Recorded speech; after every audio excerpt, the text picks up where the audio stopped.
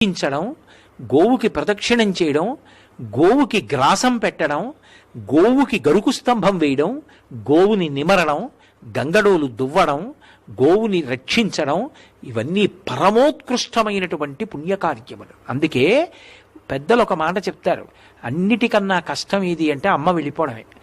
అమ్మని చూడాలి అంటే ఆవుని చూస్తే చాలు. ఆవు వంక చూస్తే అమ్మ వంక చూసినట్టే. నా పుట్టినరోజు నాడు అయ్యో మా అమ్మ లేదే, పాపం నా పుట్టినరోజుకి తొక్కుళ్ళడ్డు చేసి పెట్టేదే, ఆశీర్వచనం చేసేదే అనిపించింది అనుకోండి, ఆవు పాలు తెచ్చుకు తాగాననుకోండి, మా అమ్మ చేత్తో చేసి పెట్టిన ప్రసాదం నేను తినేసినట్టే. ఆవు కరిటిపండు పెట్టాననుకోండి, ఆ రోజున మా అమ్మ నా చేతి భోజనం చేసినట్టే.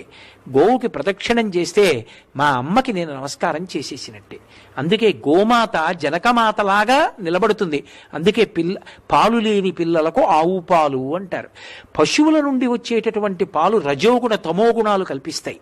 అందుకే